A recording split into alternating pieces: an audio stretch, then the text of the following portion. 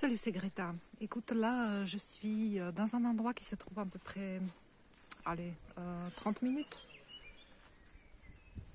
de la ville. C'est ce qu'en France on appelle les jardins partagés.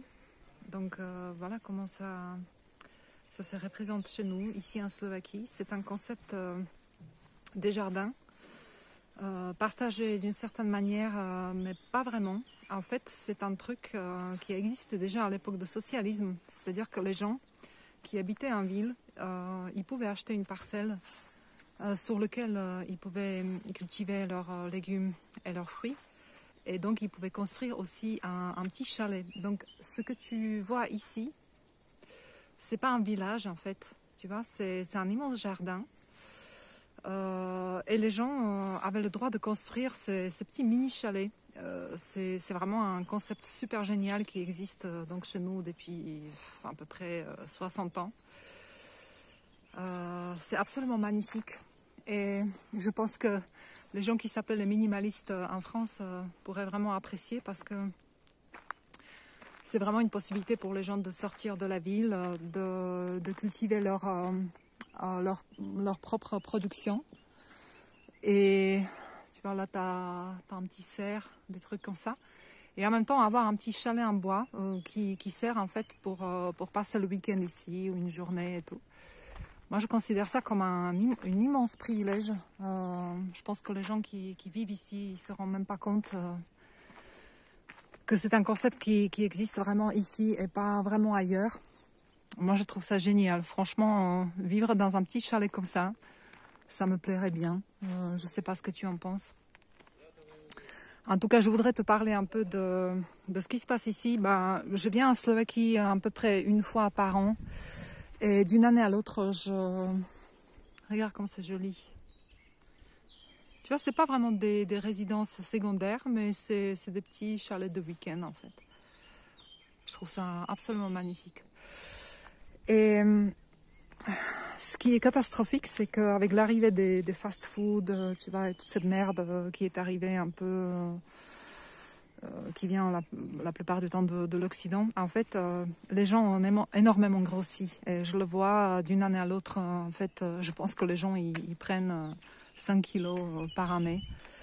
Ce qui est catastrophique, c'est... Regarde comme c'est beau. C'est surtout les enfants, en fait, donc les enfants de plus en plus obèses. Et c'est vrai que quand tu te balades dans la ville, tu peux observer qu'on peut bouffer tout au long de la journée.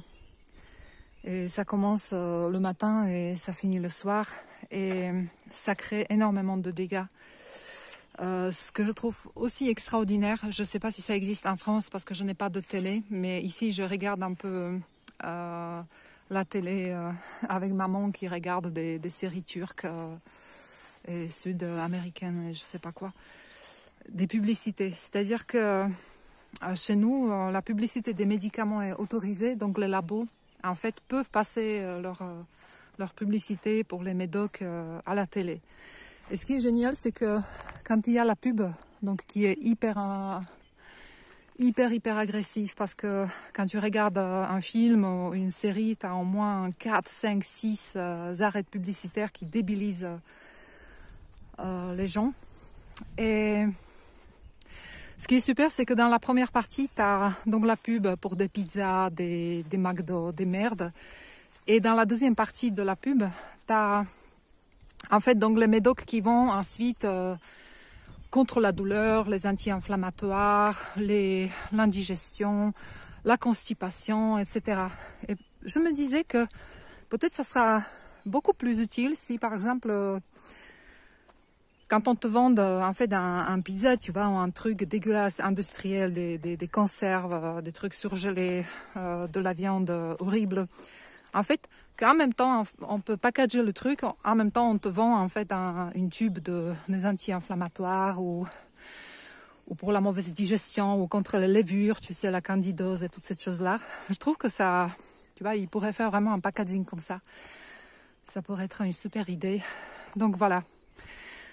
Ça, c'est vraiment un aspect qui me désole beaucoup, mais je pense que c'est une tendance mondiale.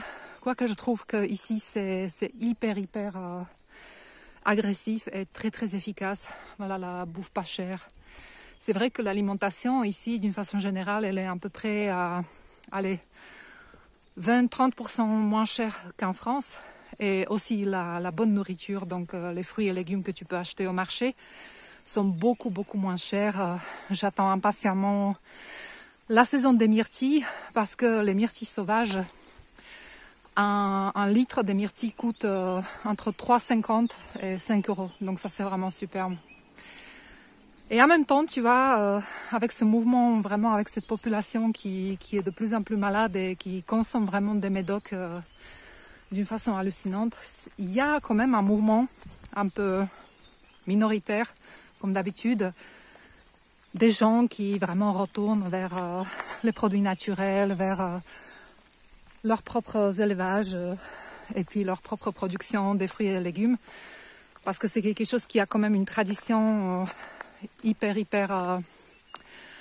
longue chez nous et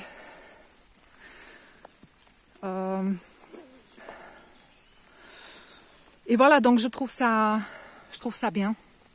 Là, je vais retourner à la maison, je vais prendre un petit chemin. Je ne sais pas si je me suis pas plantée. Une autre chose que j'adore ici, c'est par exemple là, je suis vraiment dans une espèce de forêt donc qui est tout près de ma ville. Et bon, c'est un vrai forêt, c'est-à-dire t'as des pins, t'as des sapins. C'est pas un parc, c'est une vraie forêt. Et dans cette forêt, en fait, tu as des endroits avec les endroits pour faire du feu et du bois qui va avec. Donc ça, c'est vraiment génial parce que tu peux venir un week-end de te faire un petit feu, de faire des grillades et tout. Je trouve ça génial. Je trouve que c'est pas encore tellement restrictif qu'en France où t'as pas vraiment le droit de faire du feu, même pas dans ton jardin. Enfin, ça, je trouve génial. Pourquoi je te dis ça? Parce qu'effectivement, je me pose la question, tu vois. Moi, ça fait maintenant plus de temps que j'ai passé en France qu'en Slovaquie. J'ai dépassé, si tu veux, la moitié, même largement. Et voilà, je me pose la question, est-ce que je pourrais revivre ici et tout ça. Donc, effectivement, inévitablement, je fais des comparaisons. Je m'interroge sur le seuil de la tolérance. Voilà, ce que je pourrais supporter, ce que je pourrais pas supporter. Et je pense que c'est vraiment un très bon challenge pour moi parce que c'est la même chose pour toi. Je pense que ça peut être une idée, tu vois, quand tu réfléchis sur ta vie, sur ce que tu voudrais faire. En fait, c'est avoir vraiment cette analyse-là, c'est-à-dire qu'analyser son environnement, quelles sont tes valeurs, tu vois, à quoi tu crois, quel est l'environnement où tu te trouves bien, qu'est-ce qui a plus de valeur, est-ce que c'est la proximité de la mer ou de la forêt, ou est-ce que tu as vraiment besoin de te retrouver dans une ville avec des monuments extraordinaires. Tu vois, tout ça, c'est très très intéressant parce que je trouve que c'est aujourd'hui, en fait, selon moi, hein, c'est mon avis, c'est la seule possibilité de gérer ce qui nous arrive avec le Covid et tout ce qui va arriver après. C'est-à-dire qu'il n'y a personne, il n'y a rien, il n'y a personne qui peut te sauver, si je puis dire. C'est-à-dire qu'il n'y a personne qui va te sortir de ce pétrin-là. Et la seule personne sur laquelle tu vois, il n'y a pas de l'institution, il n'y a pas le droit ou la loi, en fait, qui va te garantir quoi que ce soit. Donc la seule possibilité, ça a toujours été finalement le cas, mais aujourd'hui on se rend compte de plus en plus, c'est ta propre personne. Donc, tu vois, j'ai lu un article hier dans le Figaro, ou je sais pas ce que c'était, qui annonçait que 2/3 des Français n'ont pas pris encore la décision pour partir en vacances. C'est-à-dire que voilà, 2/3 des Français n'ont pas pris encore la décision, n'ont pas réservé quoi que ce soit. Quelle tragédie. Écoute, moi je pense, je l'ai déjà dit plusieurs fois, je pense que planifier sa vie, c'est beaucoup plus important que planifier ses vacances.